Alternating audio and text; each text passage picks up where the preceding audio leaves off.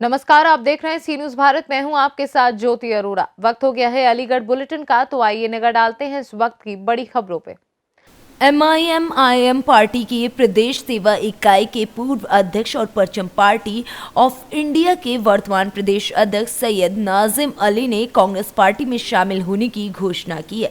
Akhil Bharatiya Congress committee के हरियाणा प्रदेश प्रभारी विवेक बंसल पूर्व विधायक के कैंप कार्यालय अयोध्या कुटी मैरिस रोड पर हुए कार्यक्रम व विवेक बंसल व मीडिया कर्मियों की भारी उपस्थिति में कांग्रेस पार्टी में शामिल हुए। पूर्व विधायक विवेक बंसल, पूर्व महानगर अध्यक्ष सैयद वसीम अहमद और महानगर अध्यक्ष सलाउद्दीन वसी ने उनको माला पहनाकर और पटका उड़ाकर स्वागत किया।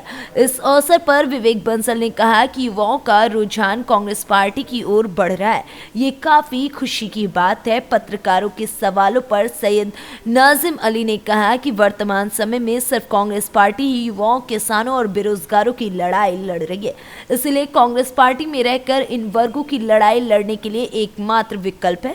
इस अवसर पर उपस्थित प्रमुख लोगों में पूर्व राष्ट्र सचिव समेत अन्य लोग मौजूद रहे। देखिए, कांग्रेस ही एकमात्र विकल्प है जो किसानों, कमजोरों, मजदूरों, महिलाओं सबको सम्मान दे सकती है, ताकत दे सकती है, मजबूती दे सकती है। इसलिए मैं कांग्रेस पार्टी ज्वाइन किया हूँ। अब से पहले मैं एआईएमआईएम में था, उसके बाद परचम पार्टी ऑफ इंडिया में आया। तो आपने देखा कि एक छोटा सा हादसा हो जाए तो एक साहब हैं, हैदराबाद से आते हैं, वो उत्तर प्रदेश के युवाओं को पहले उनके अंदर जोश भरते हैं और बाद में जब कोई चीज़ जो है मीडिया मतलब उल्टा सीधा कर दे तो उन्हें भगा देते हैं। तो मैं उनका साथ छोड़ दिया और इस वक्त मुझे हालात को देखते हुए लगा कि किसानों को ताकत देने की ज़रूरत है। जिस तरीके से महिलाओं के साथ अत्याचार बढ़ा है, लगातार उनके साथ नाइंसाफ़ियाँ बढ़ी हैं, तो इसको लेके मुझे लगा कि कांग्रेस ही एकमात्र विकल्प है जो इन तमाम लोगों को ताकत दे सकती है और देश को तरक्की की तरफ लेके जा सकती है। इसलिए मैं कांग्रेस में शामिल हुआ। हाजी यासीन और सगीर साहब रोशनी वाले भी कल हमारे साथ आ गए हैं, हमें कहते हुए बड़ी खुशी हुई। एसएसपी के संज्ञान में ले आया और एसएसपी ने उसमें तुरंत त्वरित कार्रवाई की। उन्होंने एफआईआर कराई और मुझे आश्वस्त किया कि अगर कोई इस तरह की घटना होगी तो फ़ौरन सख्त कार्रवाई उसको जांच कराएंगे और एफआईआर दर्ज कर देंगे। आज जिन लोगों को आपने जोड़ा है उसमें मोस्टली मुस्लिम चेहरे हैं। नहीं, मोस्टली क्या, एक मुस्लिम चेहरा है, एक और एक दो। मोस्टली क्यों मुस्लिम, क्यों हम आप मुस्लिम को ही क्यों लेके आते हैं? बीजेपी ऐसे चुनावी मुद्दा बनाती है, हिंदू मुस्लिम और क्या कहते हैं, छोड़िए, बीजेपी तो यही मुद्दा बनाती है। आज बीजेपी की कब्र खुद रही है वहाँ। आप गांव में जाके देखिए, आप तो रामवीर सिंह बच्चन जी को अभी ज्वाइन कराया, वो क्या थे? अभी रामवीर सिंह बच्चन जी को भी तो ज्वाइन कराया सर। भाजपा से भी लोग टूट के आ रहे हैं कांग्रेस में, भाजपा से भी आ रहे हैं और अभी एक आध दिन में धूम धड़ाका दिखाएंगे हम आपको। धूम धड़ाका क्या रहेगा? अब वो ज्वाइन कर मतलब बड़ा, हाँ, बड़ा ही होगा। और जब बम है तो बम बड़ा और छोटा क्या होता है? नाज़िम अपने आप में 100 लोगों के बराबर हैं, तो ये आए हैं ज्वाइन। और वहाँ मुन्ना सूफ़ी साहब हैं हमारे पुराने साथी, तो ये फिर से सक्रिय हुए हैं, ज्वाइन नहीं, ये सक्रिय हुए हैं। कहाँ है मुन्ना जी? बैठ गया। हाँ, सूफ़ी मुन्ने मियाँ ये सक्रिय हुए हैं। तो मैं इतना ही कहना चाहूँगा कि इन लोगों के, नाज़िम मियाँ के, नाज़िम बहुत ही जुझारू और संघर्षशील साथी हैं। गलत पार्टी में ये अब तक रहे और इनकी जो सलाहियत है, इनकी काबिलियत को ठीक से चैनलाइज और टैप नहीं किया गया। तो आज ये हमारे बीच में आए हैं, हमारे इस कारवां को और बृहद करने के लिए और ताकत देने के लिए मैं इनका स्वागत करता हूं। और कल उनको स्टे मिल जाएगा। वो अब चुनाव प्रचार में मैंने उनसे कहा है, अगर प्रशासन पकड़ता है तो पकड़े, अगर प्रशासन पर, लेकिन कल चुनाव प्रचार में मैंने तो उनसे ये सलाह दी है कि आपको चुनाव प्रचार में होना चाहिए। आपने कोई ऐसा संगीन जुर्म नहीं किया है या जो अमानवीय है या जो संविधान, अब ठीक है शासन, इस शासन प्रशासन में तो इस तरीके से लोगों के अधिकारों का हनन होना स्वाभाविक है। जो भी ज़रा सी आवाज़ उठाएगा उसको राष्ट्रद्रोही कह दिया जाएगा या जो भी कह दिया जाएगा। और जिला बदर तो एक ऐसी चीज़ हो गई, पहले हम सुनते थे कि बहुत ही संगीन अपराधी होते थे उनको जिला बदर किया जाता था। अब तो अगर यूनिवर्सिटी के छात्र भी अगर जिला बदर किए जाएंगे तो बड़े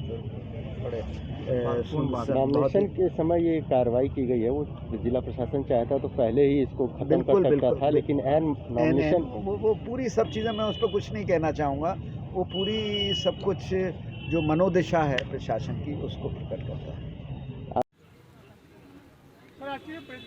किस संबंध में रखी गई? आज मैंने जो है कांग्रेस पार्टी ज्वाइन की है, तो उसको लेके प्रेस कॉन्फ्रेंस रखी गई थी।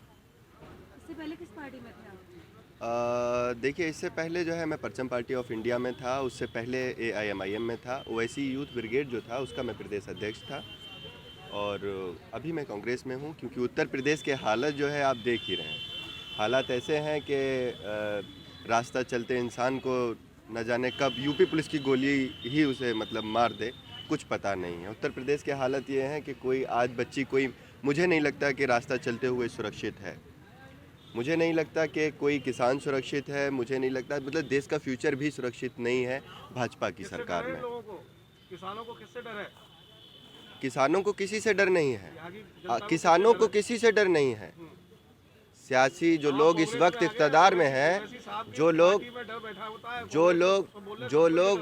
लोग इस वक्त पावर में हैं, किसानों से डर उनको है। किसान नहीं डरता है, किसान नहीं मैंने कहा सुरक्षित नहीं है। अगर हमारी ही पुलिस अगर उनके सीने पे गोलियां मारेगी तो क्या ये अच्छा है ना? तो हमारी ही पुलिस अगर उनके सीनों पर गोलियां मारेगी, लाठियां भांजेगी तो ये अच्छा है आपकी नज़रों में?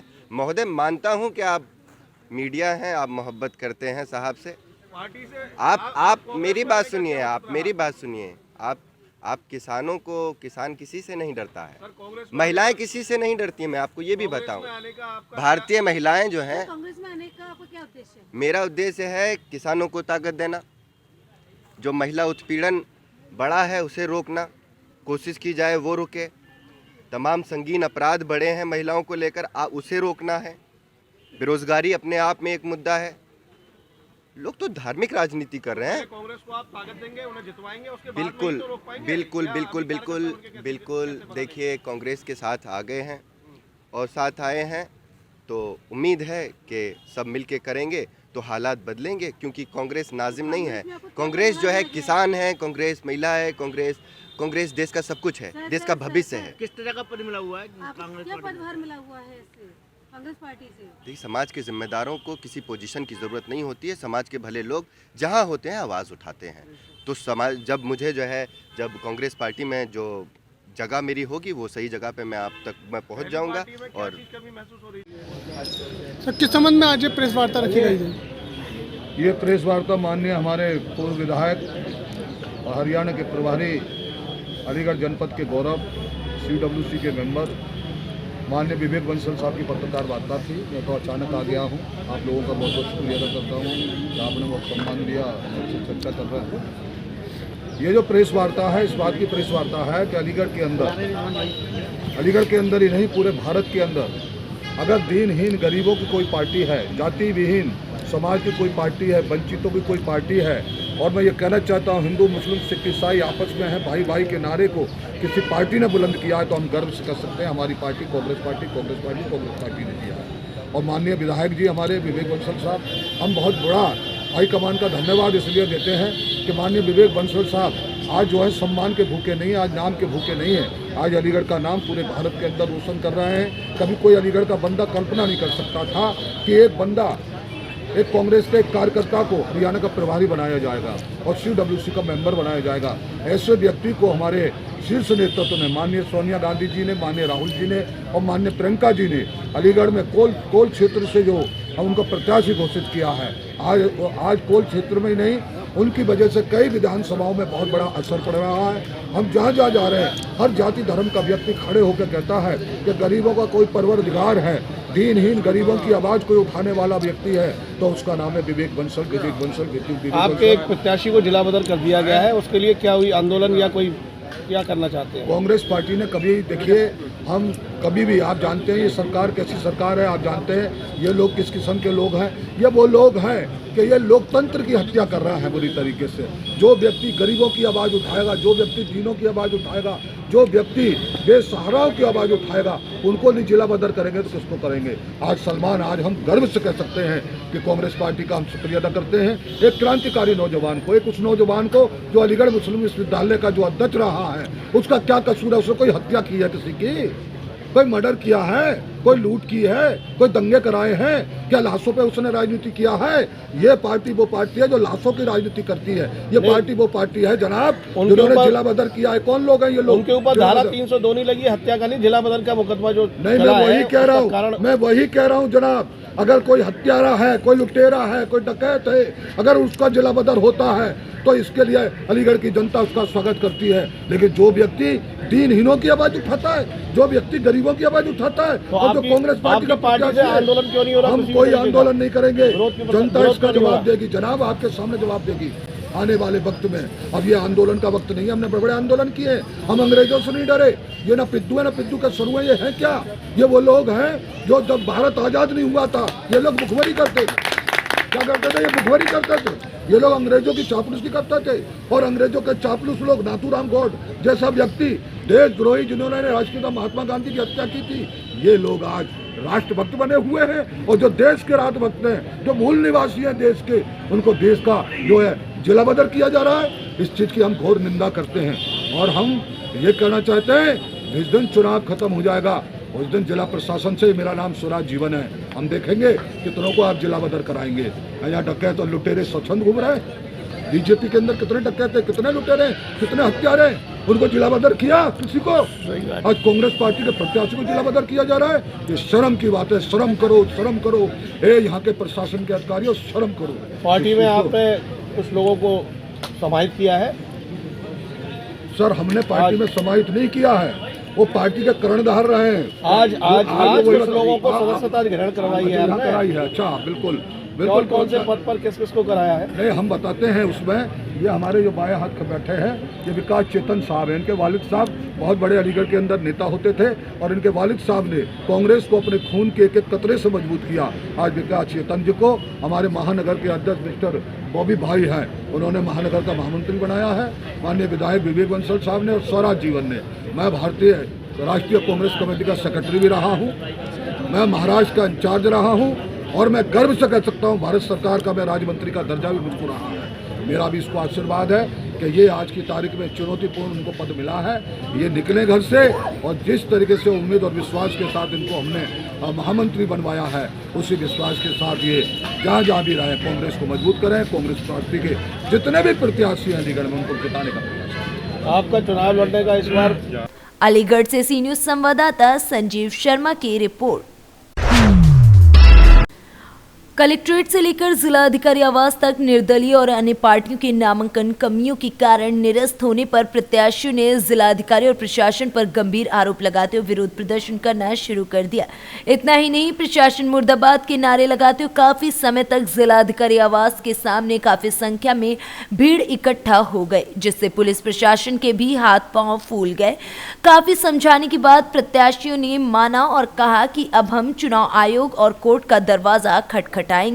ये सब मेन पार्टी के प्रत्याशियों के कहने पर हमारे नामांकन नष्ट किए गए हैं, जिससे हम काफी ज्यादा दुखी हैं। वहीं नाम कटे हुए प्रत्याशियों ने बताया कि हमें नोटिस दिए गए थे कि आपके कागजों में कमी है, मगर हमारी नहीं सुनी गई और ना ही वकील की सुनी गई। ये सब हिटलर शाही है। इस तरह से तो संविधान को भी दबाया जा रहा है। इसीलिए अब हम चुनाव आयोग से शिकायत करेंगे, और वो भी नहीं सुनते हैं तो कोर्ट का दरवाजा खटखटाएंगे। सिंह वर्मा जी, मैं 9 बजे पहुंच गया। मैडम वहाँ पे आरू थी, वो 11 बजे आई हैं, और 11 बजे आके हमें उन्होंने 20 तारीख को कमियां बताई थी, हमने पूरी कर दी। कौन सी विधानसभा से आप चुनाव लड़ रहे थे? बरौली विधानसभा से। तो हम 3 कमियां बताई थी, हमने पूरी कर दी, और आज हमसे बोल दिया कि आज आपका टाइम निकलेगा, पर्चा कैंसिल है। हमने कोई इसका आज बुलाया गया था? नहीं, आज हम आए थे, आज गए थे, तो बोले थे बताया जाता है, और कुछ ना इससे बता के उन्होंने जबरदस्ती। यहाँ आप आए, क्या मांगे लेके आए हैं? इससे बेहतर ये होगा कि चुनाव आयोग जो है वो कोई चुनाव ही ना कराए, सबके पर्चे कैंसिल कर दे। क्या नाम है आपका? केशव सिंह बघेल जी। मुझे पर्चे आज तक मेरा कभी कैंसिल नहीं हुआ ना, सुना, मेरा कभी पर्चा कभी कैंसिल नहीं हुआ। मैडम ने मुझे 3 कमियां बताई थी, मैंने 3 कमियां मैडम को पूरा करके दे दी और एक मेरा 26 नंबर फार्म मैंने दूसरा भर के दिया था, वो फाइल में से गायब कर दिया। 2 कागज मेरे सबमिट कर लिए और उसके तहत मुझे पर्चा नष्ट करके मेरे हाथ में दे दिया। मैं अनार सिंह वर्मा हूँ। विरोध प्रदर्शन कर रहे हैं, किस वजह से कर रहे हैं आप? ये प्रशासन के दबाव में इन्होंने बरौली विधानसभा में कुल मिला के जो नामांकन हुए थे उनमें से 9 नामांकन खारिज करवा दिए। हर एक में बहुत छोटी छोटी मिस्टेक कि हाँ यस नो, केवल इन चीज़ों के बिहाफ पे इन लोगों ने 9 प्रत्याशियों के पर्चे कैंसिल कर दिए, जबकि एज पर नियम आज तक का समय था, आज 11 बजे तक का समय था सारी कमियों को पूरा करने का कोई मौका नहीं दिया। इलेक्शन कमीशन का जो नियम है उस नियम के ही अनुसार सुबह 10 बजे हम में से कई प्रत्याशी वहां पर पहले ही पहुंच गए थे, किंतु 10 बजे तक वहां पर कोई भी अधिकारी या कोई भी ऑफिस में कर्मचारी उपलब्ध नहीं था। जब अधिकारी आए तो उन्होंने कहा कि नाम लेकर सबको बुलाया जाएगा बारी बारी, जबकि हम तो अपने कागज जमा करवाने के लिए गए थे। हमने ये कहा कि हम तो कागज जमा करवाने हैं, उन्होंने बोला कि नहीं नाम ले लेके सबको बारी बारी बुलाया जाएगा। सबको बारी बारी अंदर बुलाकर सबके पर्चे कैंसिल कर दिए गए। हमने जो दस्तखत भी कितने पर्चे कैंसिल हुए? विद ऑब्जेक्शन किए हैं, लगभग मेरी जानकारी के अनुसार लगभग 9 लोगों के कैंसिल हो गए हैं। आपकी जानकारी के हिसाब से 9 पर्चे जी, और निर्दलीय और जनसत्ता पार्टी। अभी अब आप कहाँ पर आए हैं? अब हम डीएम साहब के पास में आए हैं, क्योंकि डीएम जो है वो जिला निर्वाचन अधिकारी होती है। यदि ये हमारी बात सुनेंगी तो सही है, यदि नहीं सुनेंगी तो हम ऑब्जर्वर से मिलेंगे। अलीगढ़ से सी न्यूज संवाददाता संजीव शर्मा की रिपोर्ट। जनपद में आए किसान नेता राकेश टिकैत ने बीजेपी को आड़े हाथों लेते हुए कहा कि जो किसानों के साथ हुआ है वो किसान ही 2022 विधानसभा चुनाव का जवाब देंगे। निशाना साधते हुए उन्होंने कहा कि किसानों ने अपनी आधी कीमत में अनाज बेचा और 1 वर्ष से भी ज्यादा बारिश धूप ठंड में रहकर जो धरना प्रदर्शन किया है उसका जवाब तो किसान इस सरकार को देगा ही। और आप देख लेना 15 मार्च को क्या होने वाला है। मीडिया के काफी सवाल पूछने के बाद भी राकेश किसान नेता ने बिना नाम लिए भारतीय जनता पार्टी को उत्तर प्रदेश से विधानसभा चुनाव में उखाड़ फेंकने की बात कही। जो सरकार किसानों की नहीं सुनती वो सरकार उत्तर प्रदेश में राज नहीं कर सकती। वहीं आगे उन्होंने बिना कुछ बोले ही सब कुछ साफ कर दिया। जो है काफी समय तक कानून वापस हो गए, आंदोलन खत्म हो गया, चुनाव है, अब आपका स्टैंड क्या रहेगा? और 13 महीने की ट्रेनिंग दिल्ली में होने के बाद में अगर चुनाव में बताना पड़ेगा चुनाव में क्या रहेगा, तो इसका मतलब ट्रेनिंग किसानों की कच्ची रही। आधे रेट में फसल बेच के, आलू को आधे रेट में बेच के अब भी चुनाव की बतानी पड़ेगी कि क्या करना है चुनाव में। नहीं, आपका जो है क्या किसी पार्टी की तरफ से बता तो दिया रहे भाई, किसान आधे रेट में अपनी फसल को बेच के और उसको चुनाव में क्या करना वो हमको थोड़ा बताना। तो आपकी मतलब इस जो चुनाव है, जैसे आप लखनऊ जाने की बात करते थे कुछ दिन पहले जो है कि मैं लखनऊ जाऊंगा, जो है लखनऊ तो गए थे, मीटिंग करी थी लखनऊ आप गए थे जो है, लेकिन आज जो स्थितियां हैं तो आपका कोई स्टैंड भी तो होना चाहिए। किसान जैसे आपकी तरफ देख रहे हैं, स्टैंड तो है ना, कहीं कुछ कहें आधे रेट में अपनी फसल बेच के वोट कहाँ इनको देनी वो भी हमें बताने की जरूरत पड़ेगी। आपकी ओर स्वतंत्र है किसान जो अपना विचार रखें। आधे रेट में फसल बेच के इसको जहाँ वोट देनी है वहाँ दे सकता है। ये सब होशियार है, ये सब अपना काम कर लगा। देश में अभी 2.5 महीने के प्रवास पे उत्तर प्रदेश के सरकारी मेहमान हैं, हिंदू मुस्लिम और जिन्ना। 15 मार्च तक यहाँ पर रहेंगे, प्रवचन देंगे, सरकारी स्टेज से प्रवचन देंगे। उनके प्रवचनों में नहीं जनता को आना। क्या मानते हैं उत्तर प्रदेश में किसकी सरकार बनने वाली है? अरे बन जाएगी, हमें क्या पता किसकी बनेगी, लेकिन इनको तो जनता वोट नहीं दे रही ना, इनको नहीं। सरकार किसकी बने आप क्या पता किस प्रमुख मांगे क्या रहेंगी किसानों? प्रमुख मांगे तो यहाँ का किसान आलू से त्रस्त है, यहाँ का किसान अपनी जो फसल है वो आधे रेट में बेचता है, पूर्ण रूप से नुकसान है। जो प्रवचन सरकार के चल रहे उनसे बच जाना है। जो हिंदू मुस्लिम और जो जिन्ना का जो भूत है वो अभी 2.5 महीने उत्तर प्रदेश में रहेगा। वो 2.5 महीने के कॉन्ट्रैक्ट पे यहाँ पे आया, 15 मार्च तक रहेगा। वो प्रवचन देगा, सरकारी मेहमान है, उनसे बचना है जनता को बस। क्या मानते हैं आपके द्वारा गठबंधन को समर्थन किया? हमें नहीं पता गठबंधन किसका, गठबंधन कहाँ, गठबंधन क्या, हमें नहीं पता। आधे रेट में फसल बेच के जनता जिसको वोट देना चाहती होगी दे लगी। क्या आपको नहीं लगता कानून अभी तक लागू नहीं हुआ है? अभी नहीं हुआ। सरकार को 31 तारीख में हमारा पूरा उसमें विरोध प्रदर्शन रहेगा और उस पर एक कमेटी बननी थी, वो कमेटी अभी नहीं बनी। एमएसपी पर कानून नहीं बना तो क्या मानते हैं एक और बार भी टिकैत साहब मैदान में आएंगे? तो मैदान में तो हम ही अभी भी लखीमपुर खीरी से आए, अजय टैनी की गिरफ्तारी नहीं हुई, वो बर्खास्त नहीं हुआ। यहाँ जाति और धर्म पे वोट मांगी जाती है और जब तक देश जाति धर्म और हिंदू मुस्लिम में बढ़ता रहेगा देश विकास नहीं कर सकता। अगर टिकैत साहब से शासनी यहाँ से शासनी जो है इसकी सड़क देख के वोट दे देना किसको देनी है, एक बार जाना यहाँ से शासनी। वर्तमान में सरकार साहब से पूछा जाएगा उत्तर प्रदेश में किसकी सरकार बनानी, क्या पता किसकी बनेगी सरकार जी। वर्तमान में जैसे भाजपा है किसको चुन के लेके आना है? इन्हें पता, ये हिंदू मुस्लिम से बच जाइए, ये अपने आप चुन लेंगे। चुनाव में हिंदू मुस्लिम अपने शासनी वाली सड़क देख कर वोट दे देना, ये अपने आप तय कर। अलीगढ़ से सी न्यूज संवाददाता संजीव शर्मा की रिपोर्ट। कलेक्ट्रेट के एनआईसी कार्यालय में प्रधानमंत्री बाल पुरस्कार द्वारा ऑनलाइन वेबिनार का आयोजन किया गया, जिसमें जिला अधिकारी सेल्वा कुमारी जे व सीडीओ अंकित कुमार खंडेलवाल तथा जिला प्रोबेशन अधिकारी स्मिता सिंह द्वारा डीपीएस विद्यालय के छात्र चंद्र सिंह चौधरी को बधाई दी गई और ऑनलाइन वेबिनार के माध्यम से प्रधानमंत्री द्वारा उत्तर प्रदेश के 3 छात्रों को सम्मानित किया गया। इस मौके पर जिला अधिकारी सेल्वा कुमारी जे व सीडीओ अंकित कुमार खंडेलवाल भी मौजूद रहे। गौरव चंदेल ने बताया कि जिला बाल संरक्षण व बाल विकास इकाई के सहयोग द्वारा बच्चों के हर कदम पर सहायता की गई। उन्होंने बताया कि मोहम्मद शादाब को 2021 में प्रधानमंत्री द्वारा बाल पुरस्कार से जो सम्मानित किया गया था, उसी को लेकर सोमवार को प्रशस्ति पत्र देकर भी सम्मानित किया गया। उन्होंने बताया कि चंद्र चौधरी ने 2 बार गिनीज वर्ल्ड रिकॉर्ड व 10 अन्य रिकॉर्ड बुक में प्रतिभाग कर रिकॉर्ड स्थापित किया है। उसी के उपलक्ष्य में देश के प्रधानमंत्री द्वारा चंद्र सिंह चौधरी को प्रशस्ति पत्र व इनामी राशि में 1 लाख रुपए भेजे गए हैं। चंद्र की इन उपलब्धियों को देखते हुए भारत के उपराष्ट्रपति, उत्तर प्रदेश के महामहिम राज्यपाल, उत्तर प्रदेश के मुख्यमंत्री व केंद्रीय खेल मंत्री अपने यहाँ बुलाकर सम्मानित कर चुके हैं। मुख्य बात यह है कि चंद्र ने आर्थिक तंगी को मात देते हुए इतनी सब उपलब्धियां इतने कम समय में प्राप्त की है, जिसमें उनके पिता तेजेंद्र सिंह चौधरी व उनके प्रशिक्षकों का महत्वपूर्ण योगदान शामिल है, जिन्होंने एक गैस एजेंसी में हॉकर होने के बावजूद भी अपने पुत्र के हौसले को उड़ान देने का काम किया है। चंद्र का कहना है कि उनकी प्रेरणा और उनके हीरो उनके पिता ही हैं।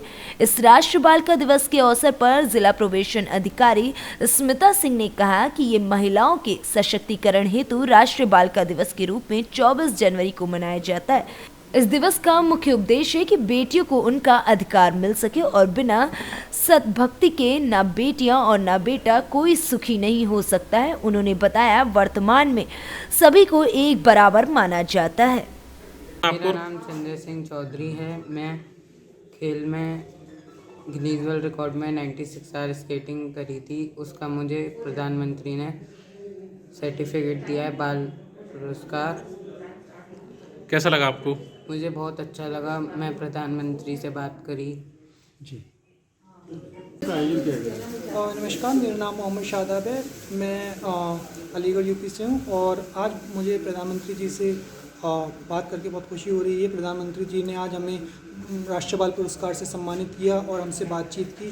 प्रधानमंत्री जी ने हमसे बताया कि हम यूथ को आगे आना है, हम लोगों को वोकल फॉर लोकल पर ज़्यादा फोकस किया। प्रधानमंत्री जी ने हमें बताया कि हम जो यूथ हैं हमें ही देश के लिए काम करना है, क्योंकि अगर हम आगे आएंगे तो हमारा देश हमारे ऊपर डिपेंड है। हम आगे बढ़ेंगे तो देश आगे बढ़ेगा।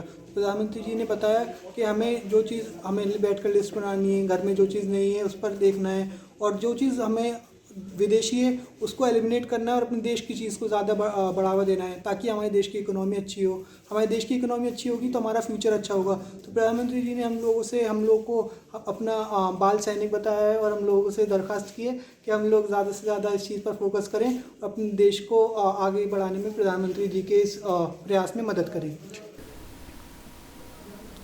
अलीगढ़ से सी न्यूज संवाददाता संजीव शर्मा की रिपोर्ट। अलीगढ़ बुलेटिन में फिलहाल के लिए इतना ही। देश दुनिया की तमाम बड़ी खबरों के लिए आप देखते रहिए सी न्यूज़ भारत।